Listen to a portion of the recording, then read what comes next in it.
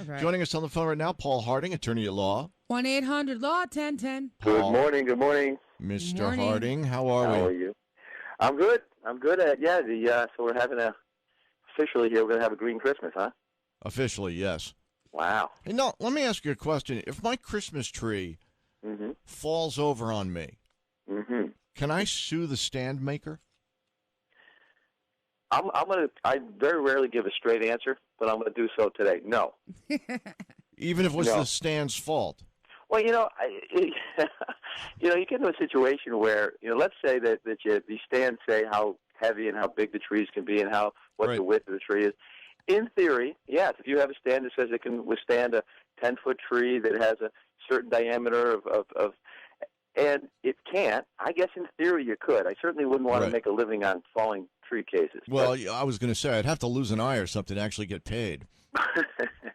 Well, I hope that never happens, and if it does, I hope you call me. You know, before I knew you, and this Yeah. happened in Vegas, a friend of mine had a situation where a slot machine fell on his wife. I mean, Really? he was just Wow. playing the slot machine, and the top part of it fell. Jackpot. Yeah, well, you would think. But the Vegas casinos, they didn't offer a settlement. They didn't give her a free dinner coupon. No, because am I right, Paul? They can't admit guilt, right? It's kind of sending flowers and doing that type of stuff kind of says that you did something wrong.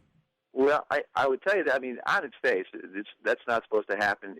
Whatever the injuries were, she would be compensated for. Now, the casinos are probably tough. They probably control a tremendous amount of influence in Nevada. But no, Right. that would be a pay case. It would just be a question of what her injuries were. If it just kind of scared her and she was kind of didn't necessarily suffer an injury historically, I think they do free things and without admitting fault, as Right. you pointed out. I mean, if it fell on me and I wasn't injured, seriously, I'd go home and take a hammer and, break my arm. Wow. And then call Paul Harding at 1-800-LAW-1010. Oh, no. Paul, Oh, no. This is going. the Christmas decorations that you have outside on your office, yeah. the ones that are red and blue. Yeah. Okay, so I thought there was a traffic stop. Oh God.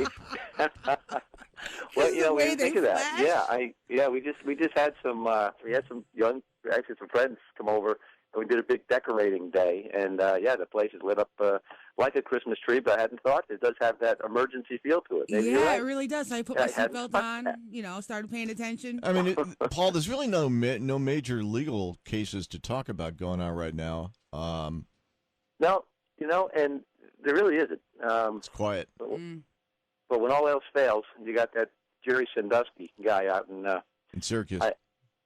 we got the Syracuse situation. No, but that's out in Penn State. Yeah, I get my molesters confused. But no, things have been quiet. I guess even the bad guys are quiet during the holiday season a little bit. Isn't it because a lot of the judges have taken some time off, so therefore there's not much going on in the court Well, system? wait a minute. Locally, what about that mother and daughter team that kept? that were burglarizing stuff? They were in jail before for breaking into houses in Princetown. Like mother, like daughter. They caught him again, Paul, because they broke into a house while the woman was sleeping. Mm-hmm. Woman woke up, saw them in the house. They ran outside, and the woman whose house it was able to give a description to the car. I mean, there are a ton. You must have seen at some point a bunch of stupid criminals. I mean, we had a woman last week, or maybe a few days ago, got busted with 35 pounds of pot in a briefcase in her car. Yeah. She's driving around with no license plate. Yeah, you're just asking for it. But often those folks are not in a good state of mind, the folks who are engaged in that kind of activity. So you get some really dumb things, but they could be, I don't know if she was, they could be on drugs themselves or just not in a good way mentally. So, yeah, you do get some weird stuff where people have left wallets when they're leaving a house that they just broke into. Yeah, Or they get on their Facebook. They use the people's computer to get on their Facebook and then leave it open.